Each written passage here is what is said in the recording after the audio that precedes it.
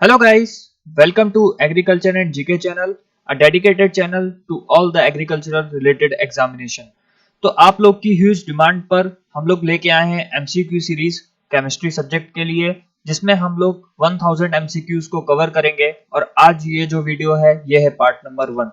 ठीक है, तो इस सीरीज का जो नाम रखा है वो है केमिस्ट्री बूस्टर सीरीज, क्योंकि ये आपके सब्जेक्ट के जितने भी एमसीक्यू रिलेटेड क्वेश्चंस बन सकते हैं उसको बूस्ट करेगा। उसको हम लोग डेप्थ में समझेंगे कि उसका सेंस क्या है, या उससे रिलेटेड अगर कोई और क्वेश्चन बन सकता है तो उसको भी हम लोग जानने की कोशिश करेंगे। दूसरी चीज, आप सभी लोग इस वीडियो को लास्ट तक जरूर देखिएगा। सारे एमसीक्यूज जब आप कवर करेंगे तभी आपके पास एक अच्छा कॉन्सेप्चुअल नॉलेज डेवलप हो सकता है केमिस्ट्री से रिलेटेड के लिए। और अगर गाइज आपको ये वीडियो पसंद आता है तो प्लीज एक कमेंट जरूर करिए, लाइक जरूर करिए इस वीडियो को, तभी और ज्यादा से ज्यादा मोटिवेशन मिलता है कि हम इस वीडियो को और अच्छा से अच्छा कर सकें और ज्यादा से ज्यादा वीडियो आप लोग तक ला सकें। तो और अगर आप लोग ने ये चैनल अभी तक सब्सक्राइब नहीं किया है तो please subscribe this channel and share this as much as possible. उसके बाद हम लोग का एक कोर्स भी चल रहा है यहाँ पर, जो जिसका जो प्राइस रखा गया है वो 999 रुपीज है, जिसमें हम आपको प्रोवाइड कराते हैं कंप्लीट सिलेबस, जिसमें ई बुक भी होती है, सारे वीडियो लेक्चर्स भी आपको मिलते हैं, पीडीएफ्स भी मिलती हैं और प्रीवियस ईयर के जितने भी मॉडल पेपर्स होते हैं वो भी हम आपको प्रोवाइड कराते हैं। और हमारा ये जो व्हाट्सएप नंबर दिया गया है आप इसमें संपर्क कर सकते हैं, कांटेक्ट कर सकते हैं if you want to buy this course. This is the very beneficial course for your examination.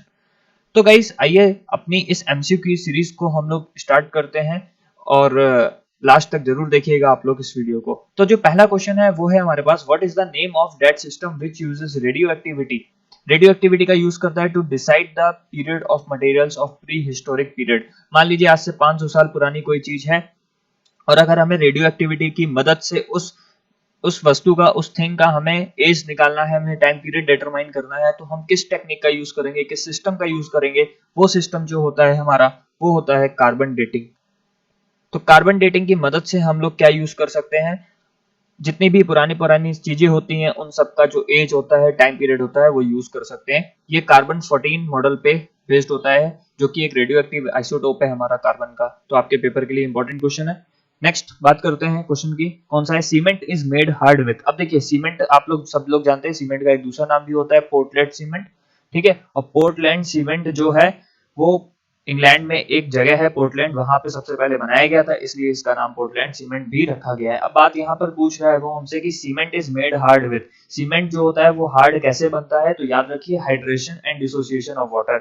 जब कभी भी सीमेंट का हाइड्रेशन किया जाता है, उस हाइड्रेशन की वजह से सीमेंट के अंदर क्या आ जाती है, हार्डनेस डेवलप हो जाती है। नेक्स्ट क्वेश्चन है हमारा, थर्ड नंबर क्वेश्चन है, वो है what happens when a chemical bond is formed. अगर आपने मेरे प्रीवियस लेक्चर्स देखे होंगे केमिकल बॉन्डिंग के, तो उसमें आपने पढ़ा होगा कि केमिकल बॉन्ड जब भी ब्रेक होता है, यानी अगर मान लीजिए ये हाइड्रोजन और हाइड्रोजन के बीच में एक केमिकल सिंगल बॉन्ड है हमारा, अगर ये ब्रेक होता है, इसके ब्रेक होने से हमेशा एनर्जी क्या होती है, रिलीज होती है। लेकिन जब भी केमिकल बॉन्ड बनता है किसी के बीच में भी, तो हमेशा एनर्जी क्या होती है, एब्सॉर्ब होती है। तो गाइस याद रखिएगा, इंपॉर्टेंट क्वेश्चन है कि केमिकल बॉन्ड के ब्रेक होने से एनर्जी रिलीज होगी और केमिकल बॉन्ड के बनने से हमेशा एनर्जी क्या होती है, एब्सॉर्ब होती है।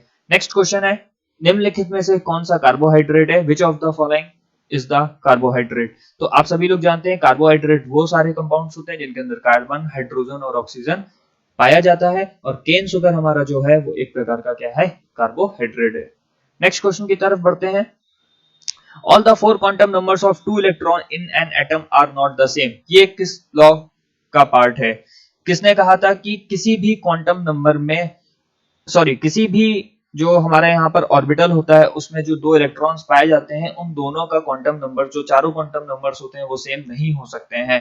तो ये कहा था पॉली ने। आप सभी लोग ने अगर स्ट्रक्चर ऑफ एटम मेरा पहला वीडियो सीरीज का जो पार्ट था वो नहीं देखा है तो प्लीज उसको जाके देखिए, उसमें मैंने पूरा पॉली एक्सक्लूजन प्रिंसिपल के बारे में आपको डेप्थ में समझाया हुआ। इसीलिए मैं कहता हूं कि हमेशा एमसीक्यू सीरीज करने से पहले आप पहले कॉन्सेप्चुअल एक बार समझ लीजिए, तब आपको एमसीक्यू सीरीज भी बहुत अच्छे से समझ में आ जाएगी। ठीक है, नेक्स्ट बात करते हैं, fertiliser having high nitrogen content. निम्नलिखित में से कौन सा ऐसा फर्टिलाइजर है जिसमें सबसे ज्यादा नाइट्रोजन पाई जाती है। तो आप लोग ऑप्शन देख के भी समझ सकते हैं, अमोनियम नाइट्रेट जो है हमारा, वो सब ऐसा कंपाउंड है, ऐसा फर्टिलाइजर है जिसमें सबसे ज्यादा प्रचुर मात्रा में हमारी नाइट्रोजन पाई जाती है।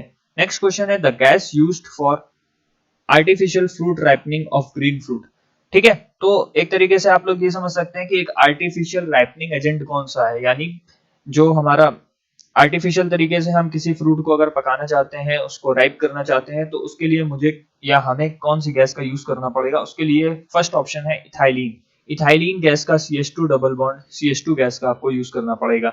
अभी हमारा बहुत जल्दी ही ऑर्गेनिक केमिस्ट्री का पार्ट स्टार्ट होने वाला है, आप लोग एल्कीन, एल्काइन और एल्केन में ये सारी चीजें पढ़ सकते हैं।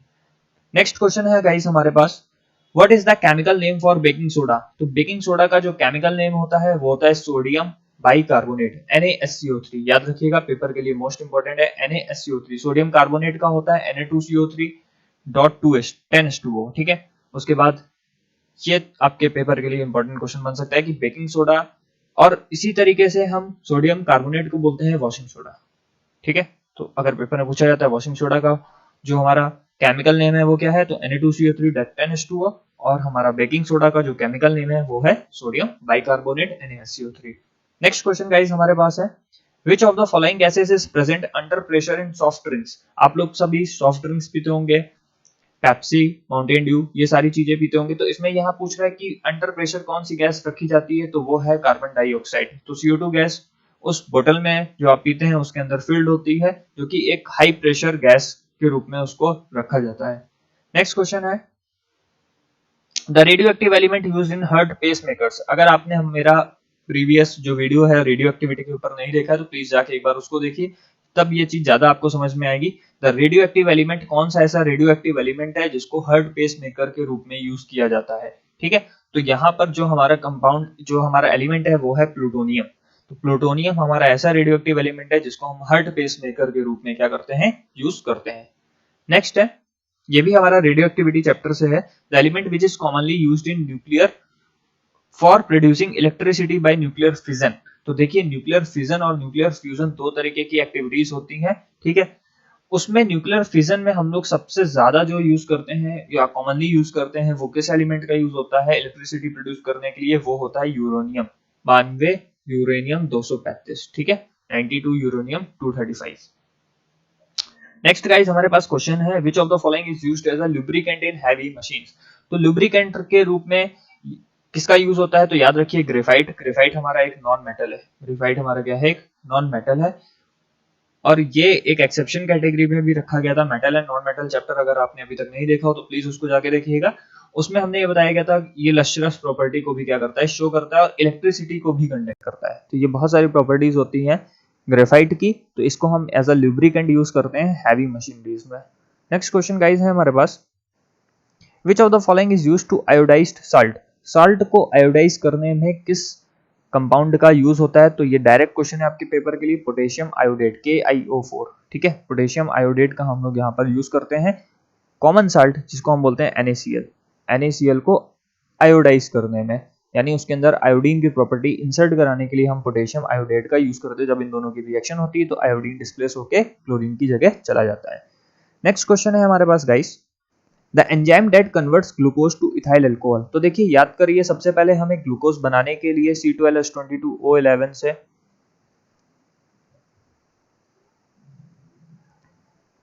ग्लूकोज पे जाने के लिए हमको जिस एंजाइम की यूज होती है वो होता है इन्वर्टेज एंजाइम। याद रखिएगा वो कौन सा एंजाइम होता है, इन्वर्टेज। याद रखिएगा, सुक्रोज या फिर हमारा जो ये कार्बोहाइड्रेट है उससे अगर हमें ग्लूकोज पे जाना है, स्टार्च से जाना है, तो हमें यहाँ पर जो जरूरत पड़ेगी वो इन्वर्टेज एंजाइम की जरूरत पड़ेगी। और अगर आपको ग्लूकोज से बनाना है इथाइल अल्कोहल, ग्लूकोज से अगर आप बनाना चाहते हैं इथाइल अल्कोहल, देन आपको जरूरत पड़ेगी जाइमेस एंजाइम की। तो जाइमेस एंजाइम का यूज होता है ग्लूकोज से इथाइल अल्कोहल कन्वर्ट करने में। इथाइल अल्कोहल का जो फॉर्मूला होता है वो होता है C2H5OH। याद रखिएगा पेपर के लिए, C2H5OH is the formula of ethyl alcohol. Next बात करते हैं, डायरेक्ट क्वेश्चन है, not conceptual question, who developed the hydrogen bomb. तो एडवर्ड टेलर ने बनाया था हाइड्रोजन बॉम्ब। ठीक है, इसलिए इसको टेलर मॉडल भी बोला जाता था उस टाइम पे। ठीक है, टेलर और वाल्म मॉडल भी बोला जाता था। हाइड्रोजन बॉम्ब एडवर्ड टेलर के द्वारा डिस्कवर्ड किया गया है या बनाया गया है। नेक्स्ट क्वेश्चन है, when there are two electrons in the same orbital they have. अब देखिए, वही क्वेश्चन पूछा जा रहा है कि अगर एक ऑर्बिटल में दो इलेक्ट्रॉन है तो दोनों का क्या होगा, दोनों की सेम स्पिन होगी, दोनों की अपोजिट स्पिन होगी, एक की सेम होगी, एक की अपोजिट होगी, या फिर कोई स्पिन नहीं होगी। तो दोनों की अपोजिट स्पिन है। देखिए, एक ये जा रहा है क्लॉकवाइज और ये जा रहा है एंटी क्लॉकवाइज, तो दोनों की जो स्पिन होगी वो अपोजिट होगी। नेक्स्ट क्वेश्चन है गाइस हमारे पास, गैल्वेनाइजेशन क्या होता है। तो अगर आपने मेटल एंड नॉन मेटल वाली वीडियो नहीं देखी तो प्लीज जाके देखिएगा, उसमें मैंने डेप्थ में समझाया है कि गैल्वेनाइजेशन प्रोसेस क्या होता है। Deposition of zinc on iron is known as galvanisation. किसी भी चीज को, आयरन को कोरोजन से बचाने के लिए हम लोग उसके ऊपर एक परत चढ़ा देते हैं जिनकी, इसी प्रोसेस को हम लोग बोलते हैं गैल्वेनाइजेशन प्रोसेस। नेक्स्ट क्वेश्चन है हमारे पास, fermentation of milk to curd is. ठीक है, अब मिल्क को कर्ड में फर्मेंट करने के लिए हमें जिस मेथड का यूज जिस बैक्टीरिया का यूज करना पड़ता है वो कौन सा है, वो है गाइस हमारे पास लैक्टोबैसिलस। लैक्टोबैसिलस है हमारे पास, याद रखिएगा, डायरेक्ट क्वेश्चन था ये भी। सॉरी। नेक्स्ट है, by which organic compound all the oils are known. तो हाइड्रोकार्बन्स की वजह से ही सारे ऑर्गेनिक कंपाउंड का फॉर्मेशन हुआ है। This is also a direct question. और हमारा जो लास्ट क्वेश्चन है आज का, वो है कि कार्बन का एटॉमिक नंबर होता है 6 और कार्बन का मास नंबर होता है 12, तो उसमें नंबर ऑफ प्रोटॉन्स की संख्या बताइए। तो मैंने जब आपको स्ट्रक्चर ऑफ एटम समझाया था, आपने पढ़ा भी होगा, तो आपने सुना होगा कि जितने भी एटॉमिक नंबर होता है किसी कंपाउंड का, उतना ही उसका नंबर ऑफ प्रोटॉन होता है और उतना ही उसमें नंबर ऑफ इलेक्ट्रॉन होता है। तो सिंपल सा है कि जितना नंबर ऑफ प्रोटॉन उतना ही नंबर ऑफ इलेक्ट्रॉन और उतना ही उसका एटॉमिक नंबर। तो गाइस आज की इस वीडियो में हम लोग ने कवर किए हैं 20 क्वेश्चंस। ठीक है, और आई थिंक आपको ये 20 क्वेश्चन अब बिल्कुल याद हो गए होंगे, समझ में भी आ गए होंगे और काफी कॉन्सेप्चुअल क्लैरिटी भी मिल गई होगी, क्योंकि प्रीवियस जो चैप्टर्स हैं आपने वो कवर कर रखे हुए हैं। और अगर आपको ये वीडियो अच्छा लगता है गाइस, तो प्लीज कमेंट करिए, प्लीज कमेंट करके हम लोग को बताइए कि आपको ये वीडियो कैसा लगा। It is the most motivating factor for me and our team also. और अगर वीडियो अच्छा लगता है तो इसको शेयर भी करिए अपने दोस्तों के साथ, जिससे इस वीडियो पे ज्यादा से ज्यादा लोग देख सकें इस वीडियो को। और इसी के साथ मैं इस वीडियो को समाप्त करता हूँ। नेक्स्ट वीडियो आप तक जल्दी ही पहुंचेगी। ठीक है, thank you, God bless you.